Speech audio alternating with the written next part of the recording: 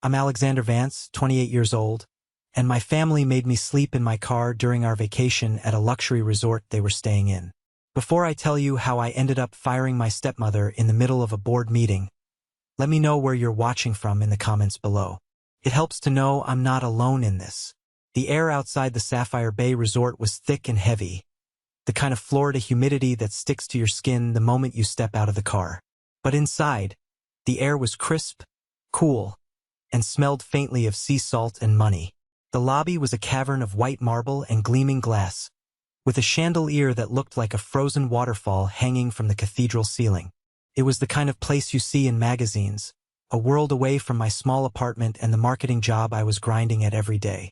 This was supposed to be a family vacation, a phrase that had become increasingly hollow over the past 3 years, ever since my father, Robert, had remarried. My stepmother, Catherine, stood at the polished check-in desk, radiating an aura of effortless superiority. She handed her credit card to the young woman behind the counter, her voice smooth as silk. "Catherine Vance, we have the oceanfront grand suite." My stepbrother, Dylan, who was 20 and acted like the world owed him everything, was already scrolling through his phone, looking bored. He was the golden child, the son Catherine had brought into the marriage. My father, standing a few feet away, just nodded along, a familiar, weary look on his face. The look of a man who had chosen peace over principle so many times he'd forgotten what principle felt like. I shifted my weight, my duffel bag feeling heavy in my hand. After the receptionist confirmed their reservation, Catherine turned to me. Her smile didn't reach her eyes. They were cold, assessing.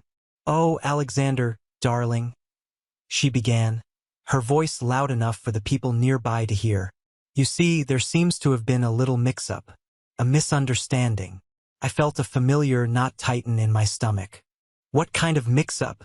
"Well, the grand suite, it's a 2-bedroom. It's really only sufficient for the 3 of us," she said, gesturing vaguely at my father and Dylan. "We thought you were making your own arrangements." I stared at her, then at my father, who was suddenly fascinated by a potted plant in the corner. "My own arrangements? Dad said this was a family trip. He told me everything was taken care of." Catherine let out a little tinkling laugh. "Robert gets so forgetful sometimes. The resort is fully booked, you know. Summer season. Perhaps you could find one of those budget hotels in town? Or," she paused, looking me up and down, "your car has those reclining seats, doesn't it?" The lobby, which had felt so cool and welcoming a moment ago, now felt suffocating. The receptionist's eyes were wide. A couple checking in next to us fell silent. The humiliation was a physical thing, a hot wave that washed over my face. Dylan finally looked up from his phone and snickered. "Come on, Mom. He's trying to save money. That's what you do when you're independent. Right, Alex? A real role model." I couldn't speak. I just stood there, my bag digging into my shoulder, feeling like a stranger, an inconvenience. My own father wouldn't even look at me. Just as I was about to turn and walk out, to just get in my car and drive the 6 hours back home, a woman with a sharp black blazer and an air of quiet authority approached from behind the desk. Her name tag read, Isabella Rossi, Operations Manager. She ignored everyone else and looked directly at me. Her expression was unreadable, but her voice was firm and clear. "Mr. Vance?" she asked. "Alexander Vance?" I nodded numbly. "Your penthouse is ready," she said, her voice cutting through the awkward silence. "Please, follow me." The silence that followed Isabella's words was deafening. Catherine's perfectly sculpted smile faltered. Dylan's smirk vanished, replaced by a look of pure confusion. My father finally turned from the potted plant, his brow furrowed. "Penthouse?" he echoed, his voice weak. Isabella didn't so much as glance at them. Her focus was entirely on me. "This way, sir. We have a private elevator." I was in a daze.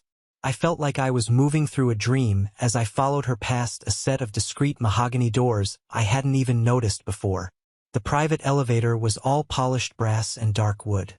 As the doors slid shut, sealing us off from my so-called family, I finally found my voice. I think there's been a mistake. I didn't book a penthouse. I can't afford a. There's no mistake, Mr. Vance, she said softly, her professional demeanor softening slightly. The elevator ascended with a smooth, silent hum. The Founder's penthouse is always reserved for you. Founders. The word felt foreign on my tongue. My father didn't found this resort. His company acquired it, right? The elevator doors opened directly into a sprawling living space that made the grand lobby look modest. Floor-to-ceiling windows revealed a breathtaking, panoramic view of the Atlantic Ocean. The furniture was elegant but comfortable. The art on the walls was original and tasteful. It felt less like a hotel suite and more like a home. A very, very expensive home. Isabella walked over to the far wall, where a large, vibrant oil painting of a sun-drenched coastline hung above a marble fireplace. It was beautiful, full of light and life, and it was strangely familiar. Your father's company didn't just acquire a property, Alexander, she said, her voice filled with a reverence that surprised me. He bought this land 3 years ago. He built Sapphire Bay from the ground up. I was still trying to process this. My dad was a successful businessman, sure, but this was a different level. This was a legacy, and he had never said a word. Why wouldn't he tell me? I whispered, more to myself than to her. Isabella turned to face me. Her eyes were kind, but held a deep sadness. She gestured to the painting. Do you recognize the style? I stepped closer. The brushstrokes, the way the light hit the water. It was my mother's, Elizabeth Vance.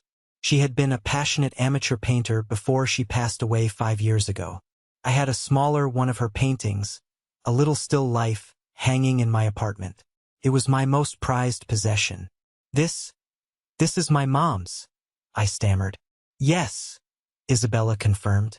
She painted that on your family's last vacation together, before she got sick. She always dreamed of a place like this, a place where families could be happy, right on this very stretch of coast. She paused, letting the weight of her words sink in. Your father built all of this to honor her, to make her dream a reality. The entire executive team. We've all been operating under the assumption that you knew, that you'd be joining the company to help carry on her legacy. When you were ready, the air left my lungs. The cool, conditioned air of the penthouse suddenly felt thin. This wasn't just a resort. This was my mother's dream, an inheritance of the heart, built by my father, and hidden from me for 3 years. The humiliation I'd felt in the lobby curdled into something else, something deeper and more painful.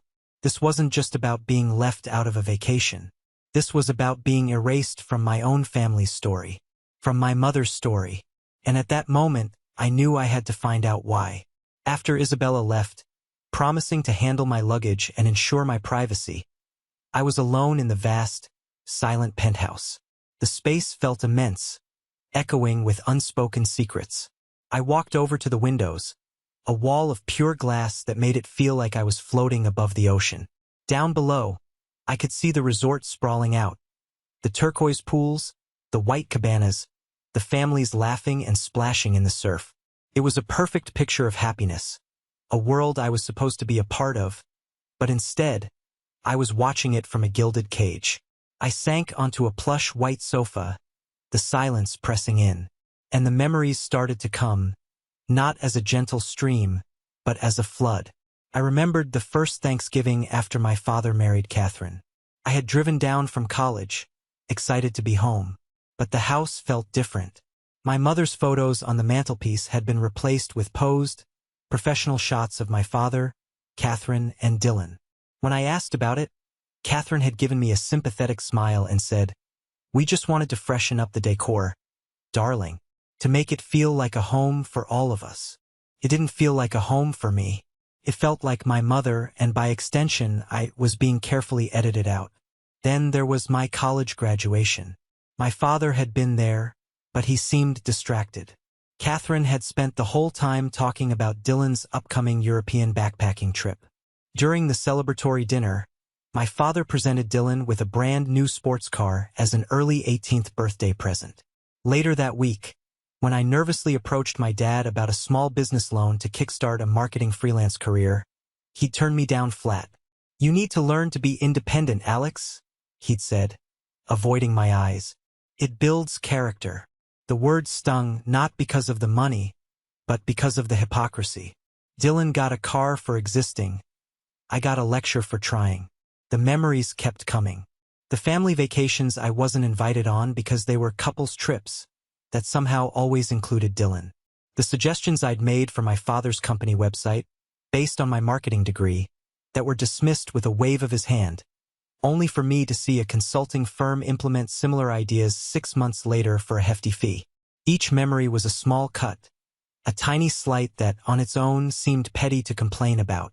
But stitched together, they formed a tapestry of exclusion. I was the ghost at the feast, the leftover from a previous life my father seemed eager to forget.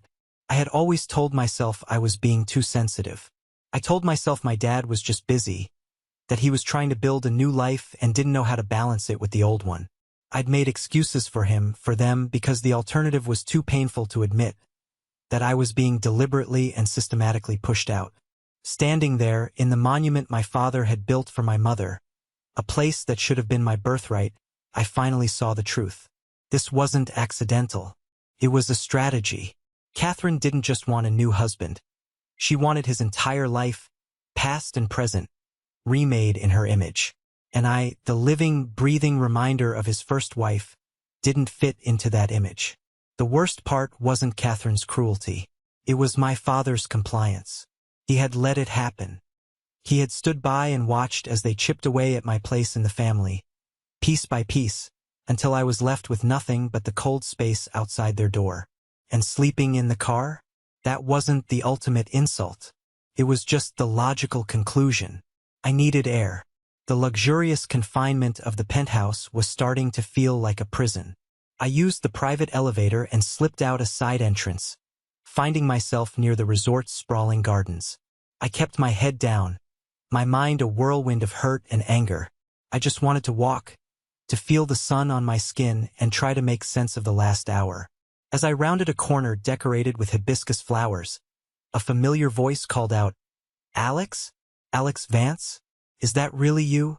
I looked up and saw a young woman in a crisp resort polo shirt and clipboard, her dark hair pulled back in a neat ponytail.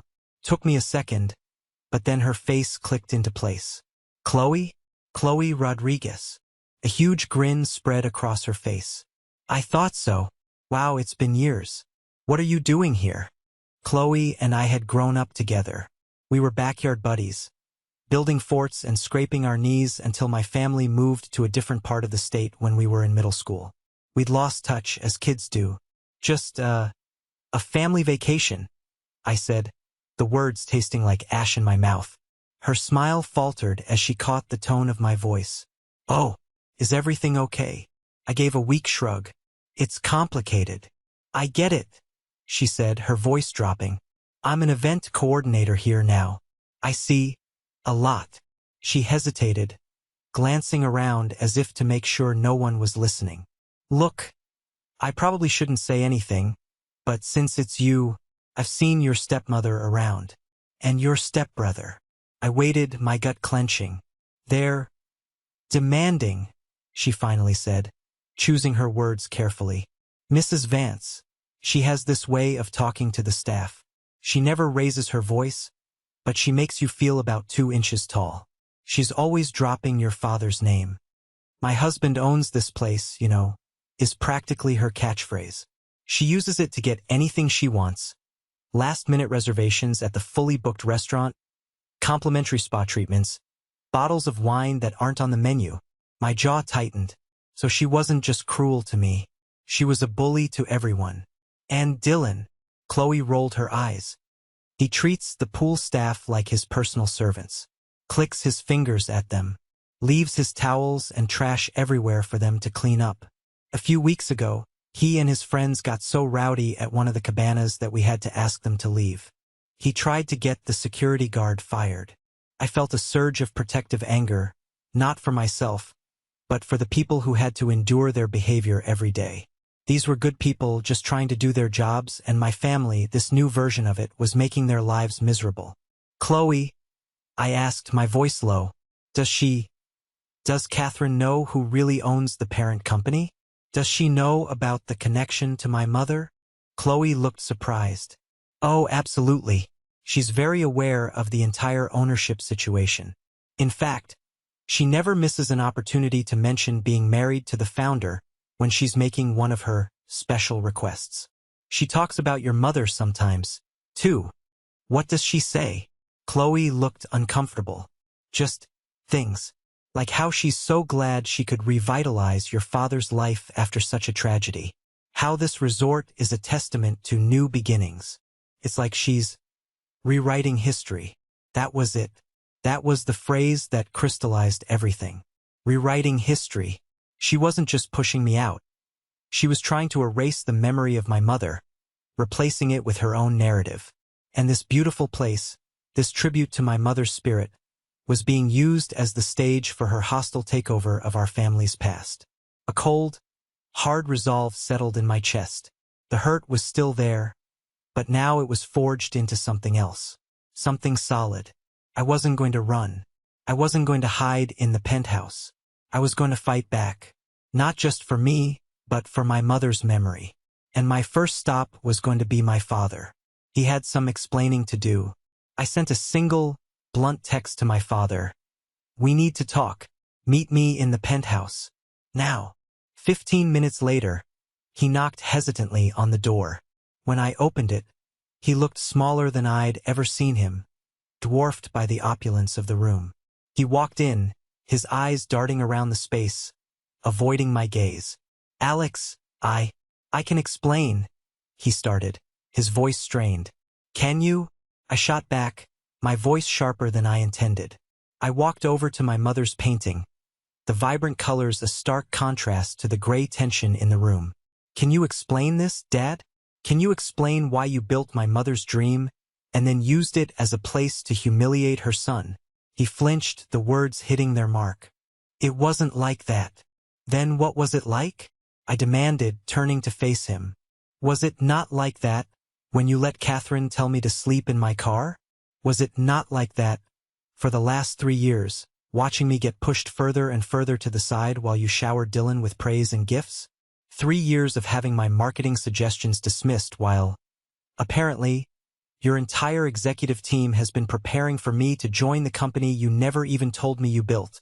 The words poured out of me, a torrent of frustration and pain that had been dammed up for years. I didn't want to put pressure on you, he mumbled, finally looking at me. His eyes were full of a weary sadness that, for a moment, almost made me feel sorry for him. Almost. I wanted you to build your own career on your own terms, without the shadow of the family business. A shadow? I laughed, a bitter, humorless sound. Dad, I would have killed for a shadow. What I got was a blackout. You didn't give me space. You erased me. And you did it because you were afraid. That's not true, isn't it? I stepped closer, lowering my voice. You're afraid of her, Dad. You're afraid of Catherine. You're so terrified of conflict, so desperate for a quiet life, that you'll let her walk all over me, all over the staff here, all over Mom's memory, just so you don't have to have an uncomfortable conversation. You didn't protect me. You sacrificed me for your own comfort. He sank onto the sofa, the fight draining out of him. He looked like an old man. She can be difficult, he admitted, his voice barely a whisper. When we first got married, every time I brought you up or Elizabeth, it would turn into a fight. She'd get so insecure. I told myself I was protecting you by keeping you separate from all this business, giving you space. But I see now. He trailed off, rubbing his face with his hands. I see now I was just being a coward. The admission hung in the air between us. It was the first truly honest thing he'd said to me in years. It wasn't an excuse, but it was a reason. A pathetic one, but a reason nonetheless. I know, I said, my anger giving way to a profound sense of disappointment. The question is, what are you going to do about it now? He looked up at me, his eyes pleading. What do you want me to do, Alex? I want you to decide, I said, my voice cold and steady. Decide if you're going to be her husband or my father. Because after today, you can't be both. Not anymore. I turned and walked back to the window, leaving him alone with his choice. The ball was in his court. My father left the penthouse without another word. A silent, stooped figure disappearing into the private elevator.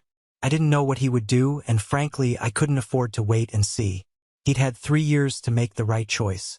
Now it was my turn to act. I called Isabella. I need access, I told her, my voice firm. I want to see the resort's financials. Everything. Especially the event expenditures for the last 2 years. There was a pause on the other end of the line. Alexander, she said, her tone cautious. That's highly confidential. Isabella, I replied. This place was my mother's dream. From what I've seen and heard, it's being mismanaged and abused. I have a right to know what's happening to her legacy. I let that hang in the air. And I have a feeling you and some of the other senior staff agree with me. The silence stretched for another moment. Then I heard the soft click of a keyboard. You'll have a secured link sent to your personal email in 5 minutes, she said. Welcome to the company, Mr. Vance.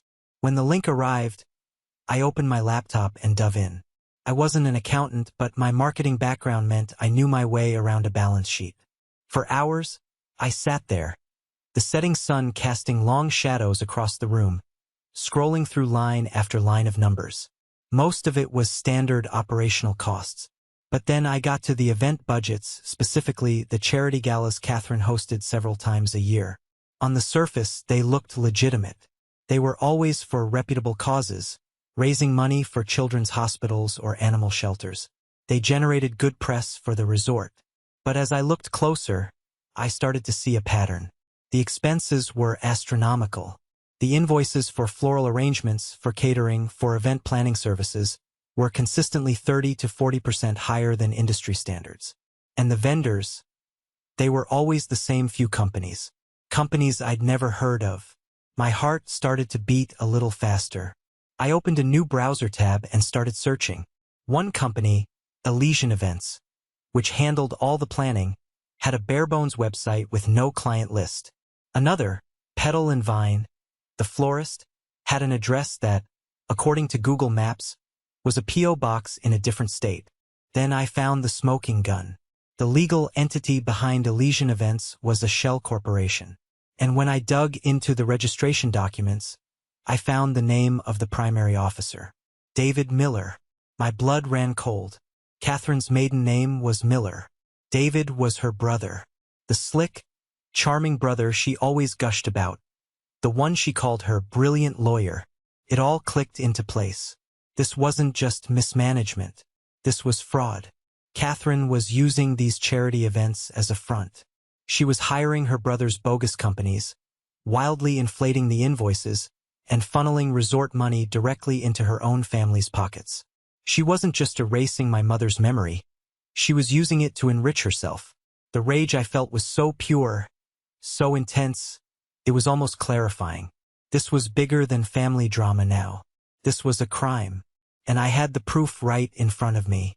I started downloading everything, creating a secured file, and saving it to a flash drive. The game had just changed.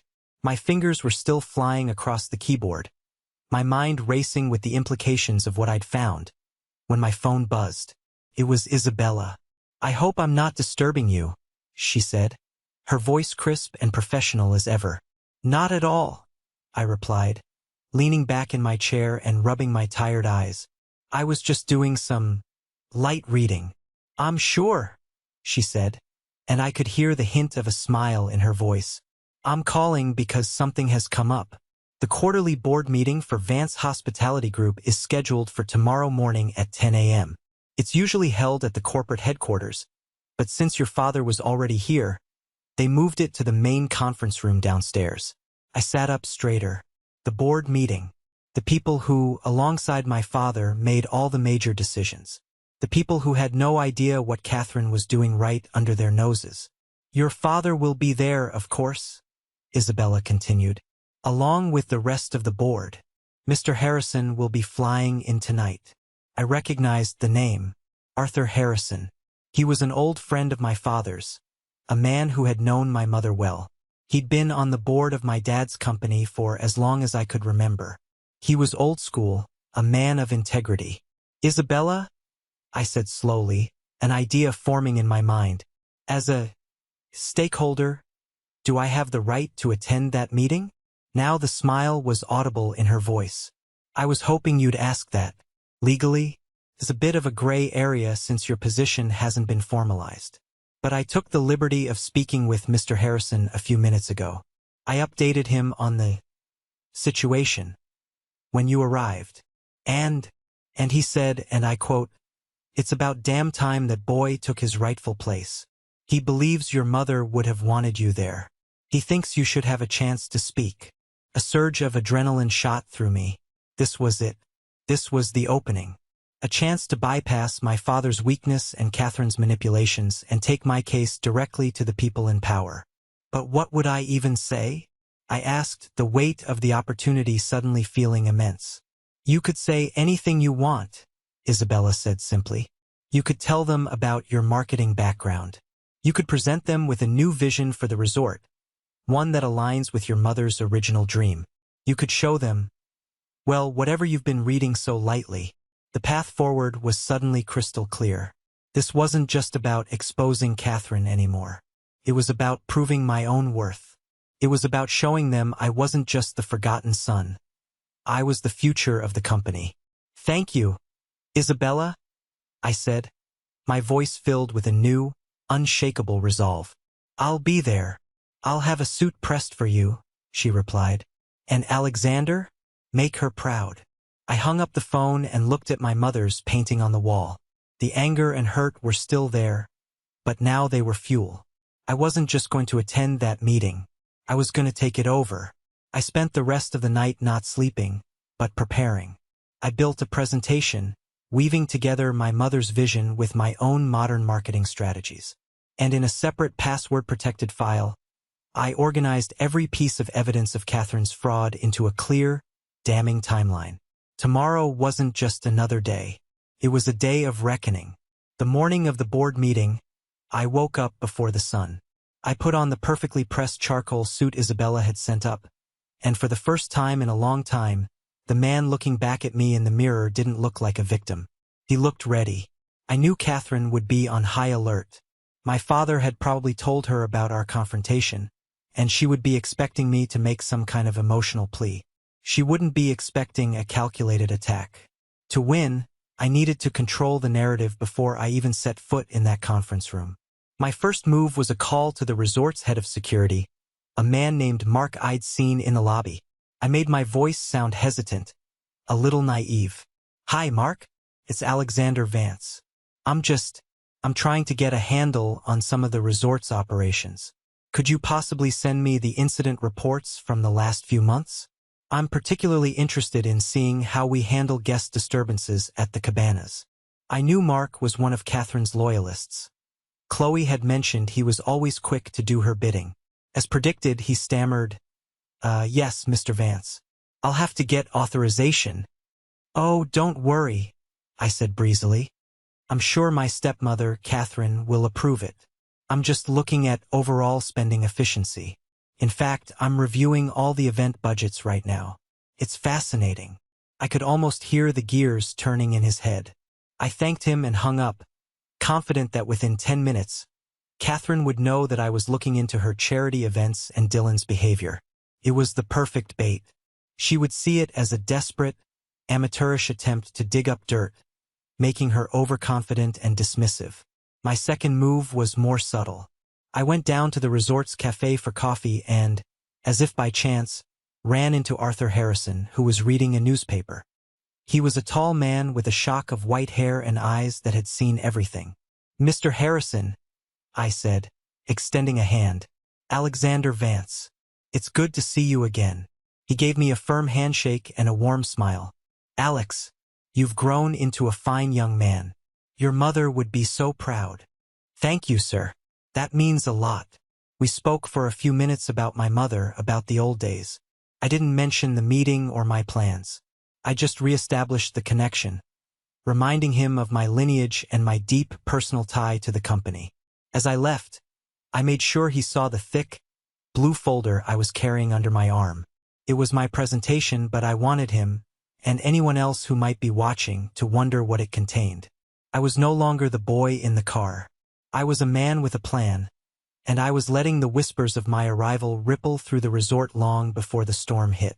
The bait worked even better than I'd hoped. I was in the penthouse going over my presentation one last time, when there was a sharp, insistent knock on the door. It was Catherine.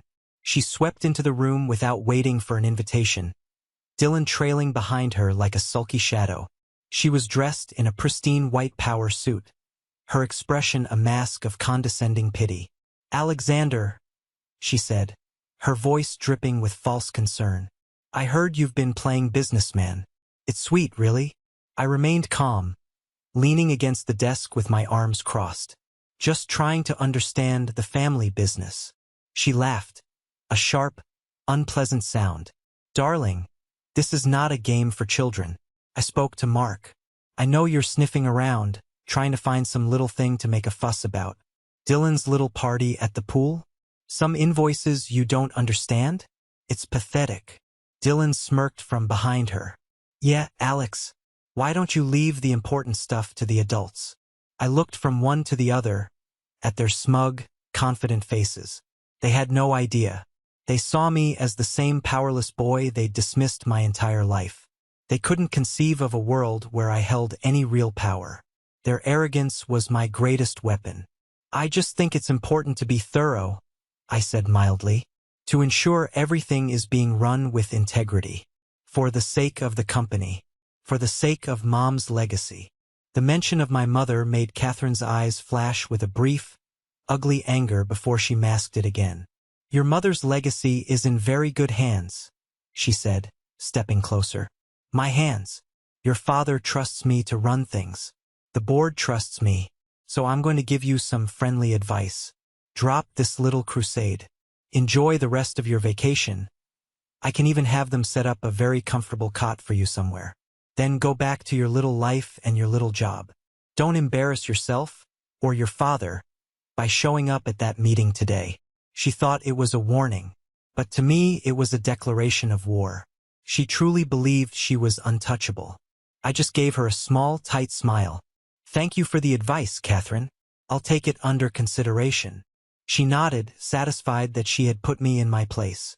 "Good boy," she said, patting my arm condescendingly before turning and sweeping out of the room, Dylan in her wake. The moment the door closed, my smile vanished. The confrontation hadn't shaken me. It had solidified my resolve. She hadn't just insulted me. She had insulted my intelligence.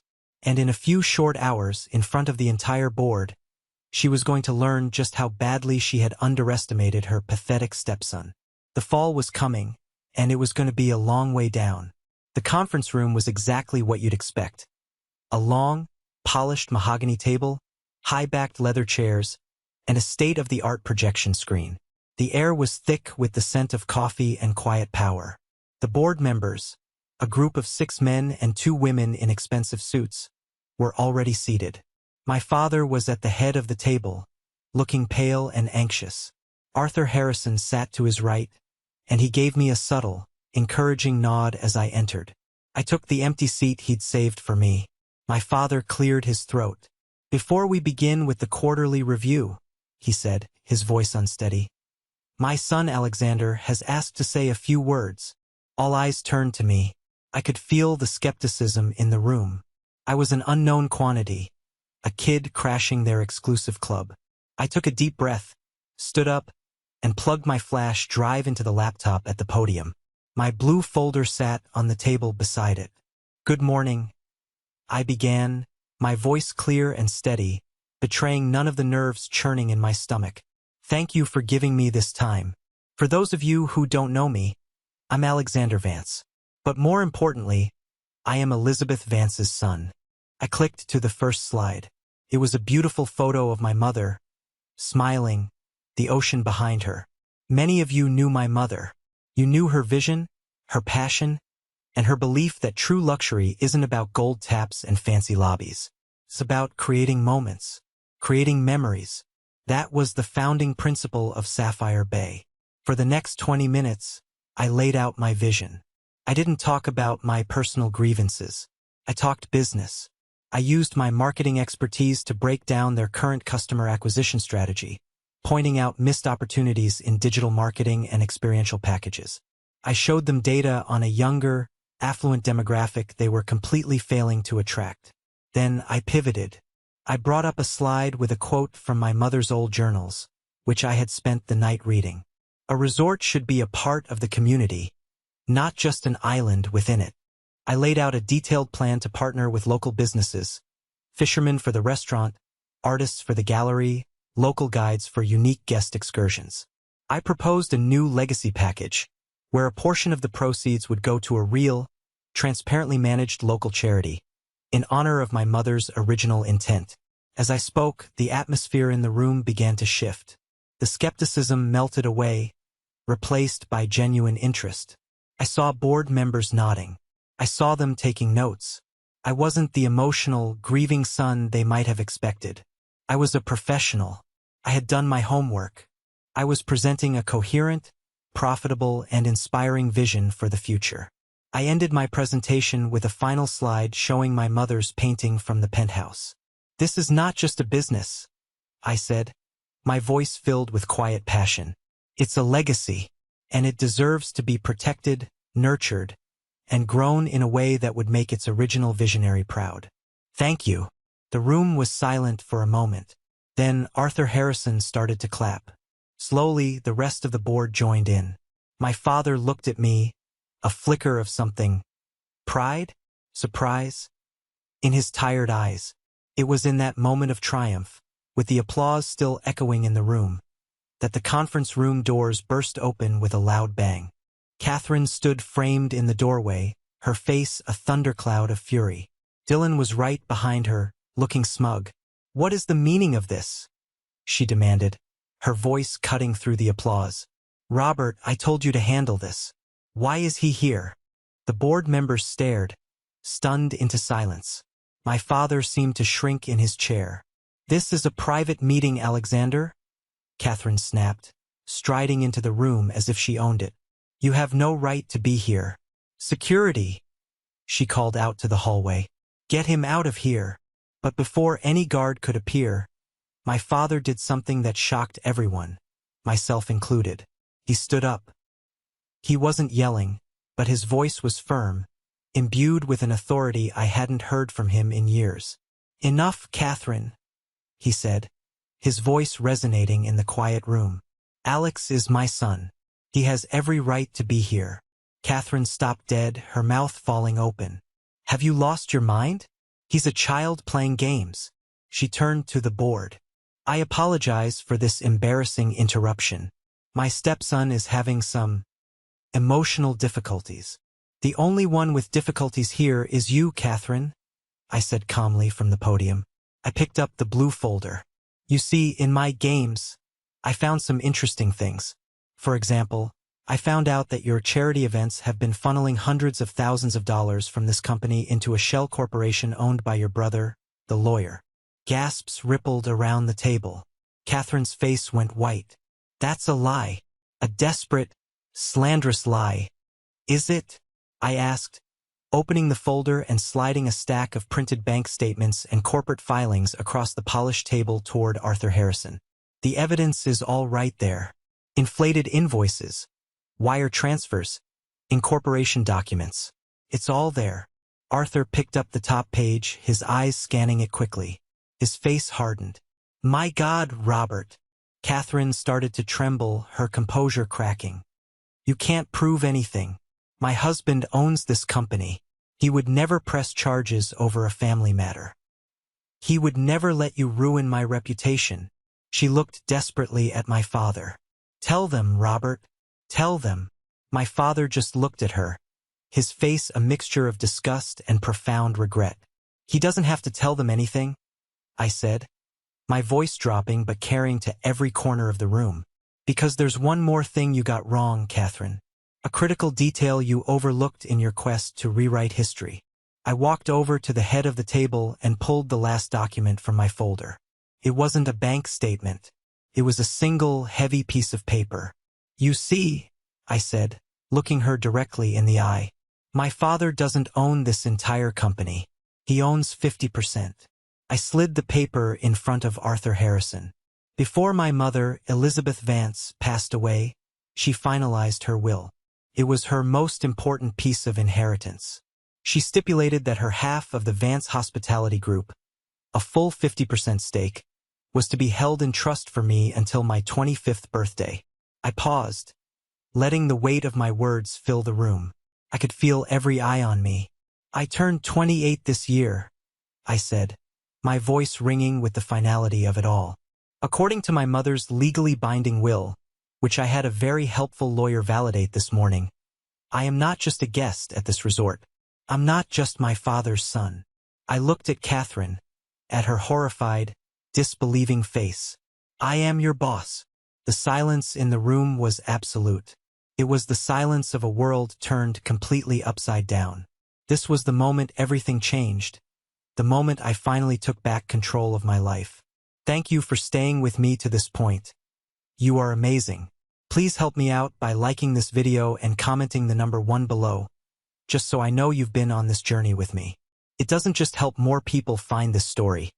It lets me know that my experiences mean something to someone out there. Your support is the biggest motivation for me to keep sharing the rest of my journey. The fallout was immediate and devastating. Catherine stood frozen for a full 10 seconds, her face a grotesque mask of shock and disbelief. The color had drained from her skin, leaving her looking hollowed out, like a mannequin. Dylan, for his part, just looked utterly confused, as if trying to process a foreign language. Arthur Harrison was the first to break the silence.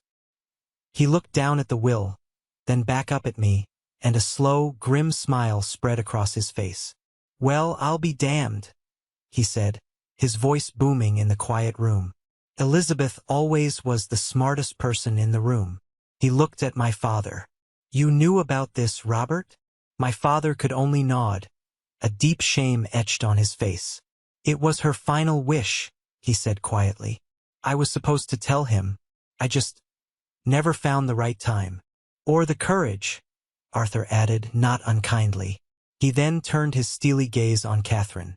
"Madam, I believe your presence is no longer required, or welcome." That finally snapped her out of her stupor. "You can't do this," she shrieked, her voice high and ragged. "This is my company, my life."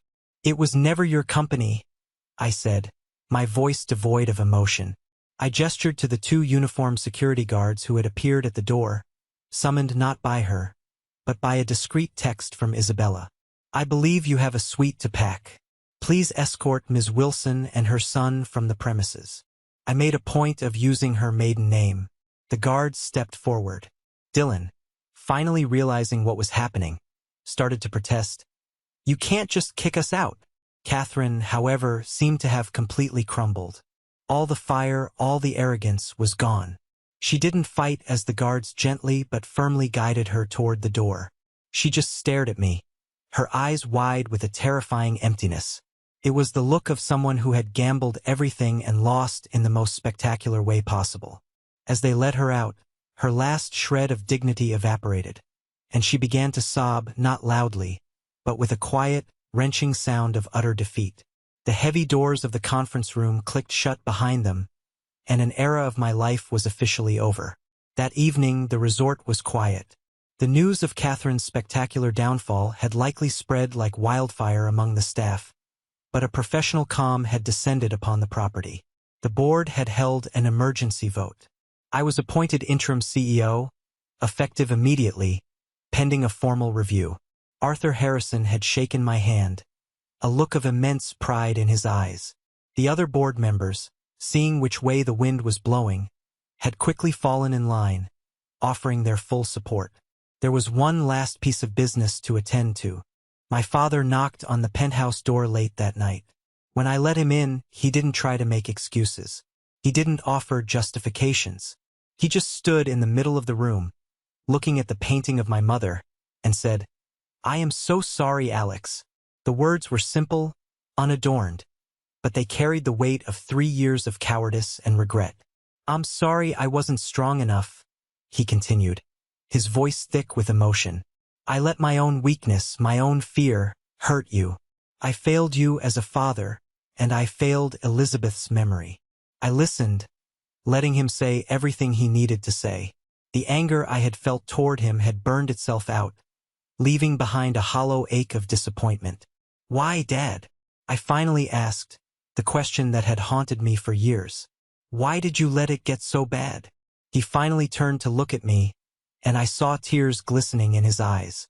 "After your mother died, I was so lost. The world felt gray. When I met Catherine, she was vibrant, full of life. She made the world feel colorful again. But that color came at a cost. The cost was peace. Every argument drained me, and slowly I just started giving in, making concessions just to avoid the fight. I told myself they were small things, but they added up, and before I knew it, I'd given away everything that mattered. He took a shaky breath. "I don't expect you to forgive me, not now, but I hope one day you can. I'm ready to face the consequences, both with the company and with the divorce." The word divorce hung in the air, a final, necessary end. I walked over to the window, looking out at the dark ocean. "I can't forget the last 3 years, Dad," I said honestly. "But this company, it was Mom's dream, and it's your legacy. Maybe," I paused, choosing my next words carefully, "maybe we can be business partners first. We can work on rebuilding this company together. And maybe, in time, we can figure out how to be family again." It wasn't total forgiveness. It wasn't a magical fix, but it was a start. It was a foundation to build on. And for the first time in a long, long time, it felt like hope. 1 year can change everything. I stood on the balcony of the founder's penthouse, which I now called home. The Sapphire Bay Resort sparkled below me, more vibrant and alive than ever. The past 12 months had been a whirlwind of change, of hard work, and of healing. As the new CEO of Vance Hospitality Group, I had poured all my energy into realizing my mother's true vision. We had completely overhauled our marketing, bringing in the younger demographic I'd identified. Our new legacy program, which partnered with local businesses and transparently supported community charities, was a huge success, earning us national recognition for corporate responsibility. The promotion to this role felt less like a job and more like a calling. The salary was significant, but the real payment was seeing my mother's dream flourish. The resort was thriving. Employee morale was at an all-time high. I had made it a point to learn the names of every staff member, from the housekeepers to the chefs. I had lunch in the employee cafeteria once a week. They weren't just workers. They were the heart and soul of this place, and I made sure they knew it. Isabella Rossi stood beside me on the balcony, a warm presence in the cool evening air. She was now the chief operating officer for the entire hospitality group. Our professional partnership had blossomed into a deep, trusting friendship, and more recently, something more. Her sharp intellect and quiet strength had been my anchor through the storm. My father and I had found a new rhythm. He had stepped down as chairman, taking on a more advisory role. The divorce from Catherine had been messy. Her lawyers had tried to fight, but the evidence of fraud was overwhelming. In the end, she had walked away with nothing but a shattered reputation. We heard she had moved somewhere to the Midwest to live with her brother David, whose sham legal career had also imploded. Our relationship was still a work in progress. It wasn't like the old days before my mom passed. There was a new formality, a careful respect between us. But the honesty was there. We were rebuilding brick by painful brick. He was seeing a therapist, finally confronting the grief and fear he had buried for so long. He was becoming the man my mother had loved again, and the father I had missed. The past year had seen him trying to make amends, even starting a college fund for the children of long-term employees, an idea I knew my mother would have loved. Looking out at the resort, I felt a sense of peace I hadn't thought possible. The ghosts of the past were finally quiet. This place was no longer a monument to a painful history, but a beacon of a hopeful future. We had taken something broken and made it whole again, stronger in the places where it had been fractured. One sweltering afternoon, I was doing a walkthrough of the pool area, talking to the staff about new umbrellas, when I saw him. He was wearing the standard resort staff uniform, khaki shorts, a blue polo shirt, and he was methodically, almost painstakingly, collecting discarded towels and stacking them onto a cart. He was leaner, his face absent of its usual arrogant smirk. It was Dylan. He saw me at the same time I saw him. He froze, a wet towel clutched in his hand, his face flushing a deep red. I saw his first instinct was to turn and run. But he didn't. He just stood there, waiting for my judgment. I walked over to him calmly. "Dylan," I said, my voice even. "Alex," he mumbled, not meeting my eyes. I know this looks weird." "A little," I admitted. "What are you doing here?" He finally looked up at me, and for the first time I didn't see a spoiled brat. I saw a scared, humbled young man. After everything, we had nothing. All of Mom's accounts were frozen. We had to sell the house. I had nowhere to go. I needed a job. Any job. He swallowed hard. "Your dad. He co-signed for a small apartment for me, and he told me if I really wanted to work, I should start at the bottom. So here I am." I was stunned. It was the last thing I had expected. "Thank you," he said, his voice barely a whisper, for not throwing me out on the street, for giving me this chance." I just nodded. There was nothing else to say. It wasn't forgiveness, not yet. But it was a start. He had a long road ahead of him to earn back any semblance of respect. But for the first time, it seemed like he was willing to walk it. Later that evening, I was having dinner with my father on the terrace of the main restaurant. I told him about my encounter with Dylan. He nodded slowly. "Everyone deserves a chance to change, Alex. Even him." He then grew quiet, a thoughtful, sad look on his face. I waited. "I never told you the real reason Catherine was so obsessed with all of this," he said finally. "It wasn't just about the money, though she certainly loved that. It was about your mother." This was the final piece of the puzzle, the one I had never understood. Catherine was deeply, pathologically jealous of Elizabeth. My father explained. She was jealous of her memory, of the love I still had for her, of the legacy she had left behind. She felt like she was living in a ghost's shadow. Her entire campaign to push you out, to take over the resort's image, to erase the photos. It was all an attempt to exorcise that ghost. She didn't just want to replace your mother. She wanted to annihilate her memory completely, so that she could be the only Mrs. Vance that ever mattered. It was a shocking, pathetic revelation. It recontextualized everything.